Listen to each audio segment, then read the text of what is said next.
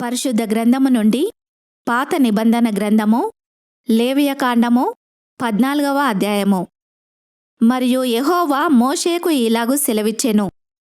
కుష్ఠరోగి పవిత్రుడని నిర్ణయించిన దినమున వాని గూర్చిన విధి ఏదనగా, యాజకుని యొద్దకు వానిని తీసుకొని రావలెను. యాజకుడు పాలెము వెలుపలికి పోవలెను. యాజకుడు వానిని చూచినప్పుడు కుష్ఠుపొడ బాగుపడి కుష్ఠరోగిని విడిచిన ఎడల, యాజకుడు పవిత్రత పొందగోరు వాని కొరకు సజీవమైన 2 పవిత్ర పక్షులను, దేవదారు కర్రను, రక్తవర్ణములు గల నూలును, హిస్సోపును తెమ్మని ఆజ్ఞాపింపవలెను.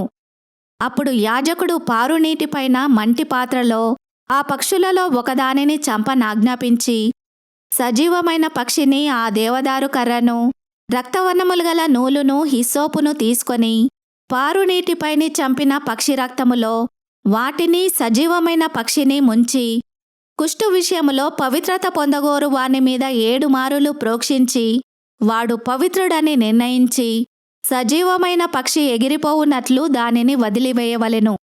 అప్పుడు పవిత్రత పొందగోరువాడు తన బట్టలు ఉదుకుకొని, తన రోమమంతటినీ క్షౌరము చేసుకొని, నీళ్లతో స్నానము చేసి పవిత్రుడగును.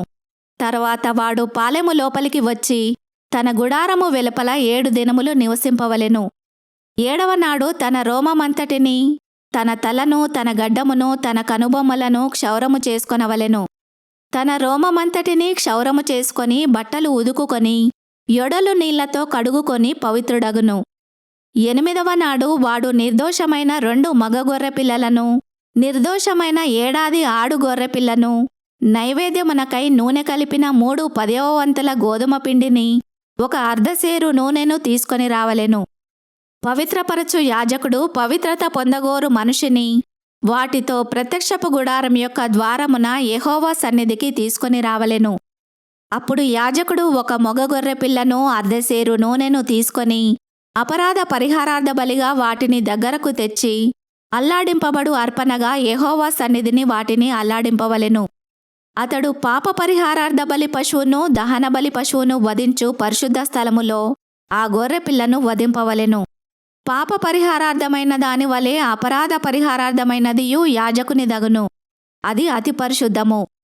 అప్పుడు యాజకుడు అపరాధ పరిహారార్థమైన దాని రక్తములో కొంచెము తీసి, పవిత్రత పొందగోరు వాని కుడిచెవి కొన మీదను, వాని కుడిచేతి బొటనవ్రేలి మీదను, వాని కుడికాలి బొటనవ్రేలి మీదను దానిని చమరవలెను. మరియు యాజకుడు అర్ధసేరు నూనెలో కొంచెము తీసి తన ఎడమ అరిచేతిలో పోసుకొనవలెను. అప్పుడు యాజకుడు తన ఎడమ అరిచేతిలోనున్న నూనెలో తన కుడిచేతి వ్రేలి ముంచి, యెహోవా సన్నిధిని 7 మారులు తన వ్రేలితో ఆ నూనెలో కొంచెము ప్రోక్షింపవలెను.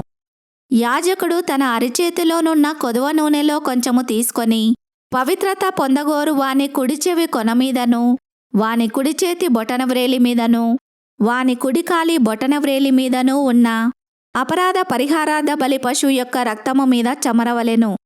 అప్పుడు యాజకుడు తన అరిచేతిలోనున్న కొదువ నూనెను పవిత్రత పొందగోరు వాని తల మీద చమరవలెను. అట్లు యాజకుడు యెహోవా సన్నిధి వాని నిమిత్తము ప్రాయశ్చిత్తము చేయవలెను. అప్పుడు యాజకుడు పాప పరిహారార్థ బలి అర్పించి అపవిత్రత పోగొట్టుకొని పవిత్రత పొందగోరు వాని నిమిత్తము ప్రాయశ్చిత్తము చేసిన తర్వాత వాడు దహనబలి పశువును వధింపవలెను. యాజకుడు దహనబలి ద్రవ్యమును, నైవేద్యమును బలిపీఠము మీద అర్పింపవలెను. అట్లు యాజకుడు వాని నిమిత్తము ప్రాయశ్చిత్తము చేయగా వాడు పవిత్రుడగును.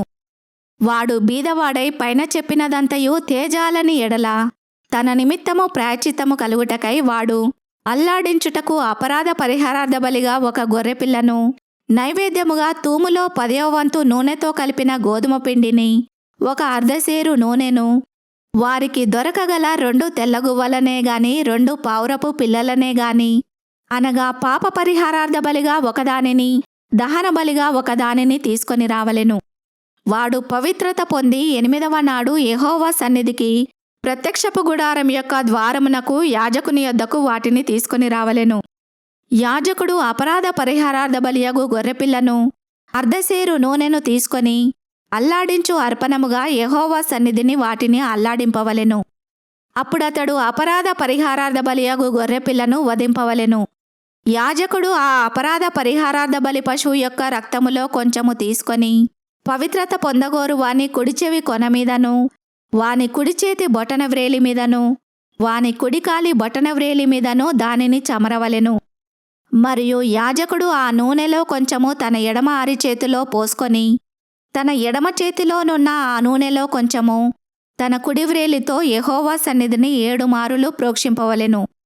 మరియు యాజకుడు తన అరిచేతిలోనున్న నూనెలో కొంచెము పవిత్రత పొందగోరు వాని కుడి చెవి కొన మీదను, వాని కుడి చేతి బొటన వ్రేలి మీదను, వాని కుడికాలి బొటన వ్రేలి మీదను ఆ అపరాధ పరిహారార్థ బలి పశువు యొక్క రక్తమున్న చోటను వేయవలెను.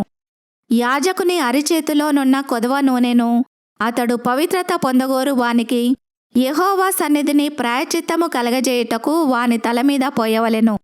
అప్పుడు వానికి దొరకగల ఆ తెల్ల గువ్వలలోనే గాని పావురపు పిల్లలలోనే గాని ఒకదాని నర్పింపవలెను.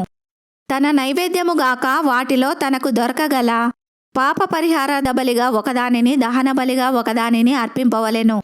అట్లు యాజకుడు పవిత్రత పొందగోరు వాని నిమిత్తము యెహోవా సన్నిధిని ప్రాయశ్చిత్తము చేయవలెను.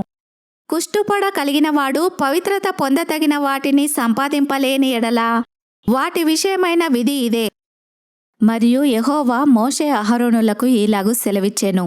నేను స్వాస్థ్యముగా మీకిచ్చుచున్న దేశమునకు మీరు వచ్చిన తర్వాత మీ స్వాస్థ్యమైన దేశములోని ఏ ఇంటనైనను నేను కుష్టుపొడ కలగజేసిన ఎడల ఆ ఇంటి యజమానుడు యాజకుని యొద్దకు వచ్చినా నా ఇంటిలో కుష్టుపొడ వంటిది నాకు కనబడెనని అతనికి తెలియచెప్పవలెను. అప్పుడు ఆ ఇంటనున్నది యావత్తును అపవిత్రము కాకుండునట్లు యాజకుడు ఆ కుష్టుపొడను చూచుటకు రాకమునుపు అతడు ఆ ఇల్లు వట్టిదిగా చేయనాజ్ఞాపింపవలెను. ఆ తర్వాత యాజకుడు ఆ ఇల్లు చూచుటకై లోపలికి వెళ్ళవలెను. అతడు పొడ చూచినప్పుడు ఆ పొడ ఇంటి గోడలయందు పచ్చ దాలుగానైనను ఎర్ర దాలుగానైనను ఉండు పల్లపు చారలు గలదై గోడ కంటే పల్లముగా ఉండిన ఎడల యాజకుడు ఆ ఇంటి నుండి ఇంటి వాకిటికి బయలు వెళ్ళి ఆ ఇల్లు 7 దినములు మూసియుంచవలెను. 7వ నాడు యాజకుడు తిరిగి వచ్చి దానిని చూడవలెను. అప్పుడు ఆ పొడ ఇంటి గోడలయందు వ్యాపించినదైన ఎడల యాజకుని సెలవు చొప్పున ఆ పొడగల రాళ్లను ఊడదీసి ఊరి వెలుపలనున్న అపవిత్ర స్థలమున పారవేయవలెను. అప్పుడతడు ఆ ఇంటి లోపలను చుట్టూ గోడలను గీయింపవలెను. వారు గీసిన పిల్లలను ఊరి వెలుపలనున్న అపవిత్ర స్థలమున పారబోసి వేరు రాళ్లను తీసుకొని ఆ రాళ్లకు ప్రతిగా చేర్చవలెను. అతడు వేరు అడుసును తెప్పించి ఆ ఇంటి గోడకు పూయింపవలెను. అతడు ఆ రాళ్లను ఊడదీయించి ఇల్లు గీయించి దానికి అడుసును పూయించిన తర్వాత ఆ పొడ తిరిగి ఆ ఇంట బయలుపడిన ఎడల యాజకుడు వచ్చి దాన్ని చూడవలెను. అప్పుడు ఆ పొడ ఆ ఇంట వ్యాపించిన ఎడల అది ఆ ఇంటిలో కొరుకుడు కుష్టము, అది అపవిత్రము.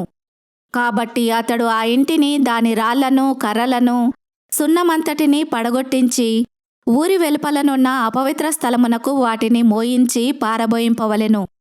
మరియు ఆ ఇల్లు పాడు విడిచిన దినములన్నీయు దానిలో ప్రవేశించువాడు సాయంకాలము వరకు అపవిత్రుడగును. ఆ ఇంట పండుకొనువాడు తన బట్టలు ఉదుకుకొనవలెను. ఆ ఇంట భోజనము చేయువాడు తన బట్టలు ఉదుకుకొనవలెను.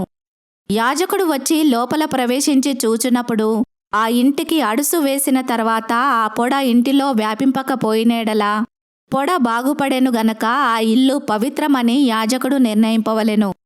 ఆ ఇంటి కొరకు పాప పరిహారార్థ బలి అర్పించుటకు అతడు 2 పక్షులను, దేవదారు కర్రను, రక్తవర్ణపు నూలును, హిస్సోపును తీసుకొని పారు నీటిపైన మంటి పాత్రలో ఆ పక్షులలో ఒకదానిని వధించి ఆ దేవదారు కర్రను, హిస్సోపును, రక్తవర్ణపు నూలును సజీవమైన పక్షిని తీసుకొని వధింపబడిన పక్షి రక్తములోనూ పారు నీటిలో వాటిని ముంచి ఆ ఇంటి మీద 7 మారులు ప్రోక్షింపవలెను. అట్లు ఆ పక్షి రక్తముతోనూ, ఆ పారు నీటితోనూ, సజీవమైన పక్షితోనూ, దేవదారు కర్రతోనూ, హిస్సోపుతోనూ, రక్తవర్ణపు నూలుతోనూ ఆ ఇంటి విషయములో పాప పరిహారార్థ బలి అర్పింపవలెను. అప్పుడు సజీవమైన పక్షిని ఊరి వెలుపల నెగర విడవవలెను. అట్లు అతడు ఆ ఇంటికి ప్రాయశ్చిత్తము చేయగా అది పవిత్రమగును. ప్రతి విధమైన కుష్టుపొడను గూర్చియు, బొబ్బను గూర్చియు, వస్త్రకుష్టమును గూర్చియు, వస్త్రమునకైనను ఇంటికైనను కలుగు కుష్టమును గూర్చియు, వాపును గూర్చియు, పక్కును గూర్చియు, నిగనిగలాడు మచ్చను గూర్చియు ఒకడు ఎప్పుడు అపవిత్రుడగునో ఎప్పుడు పవిత్రుడగునో తెలియజేయుటకు ఇది కుష్టమును గూర్చిన విధి.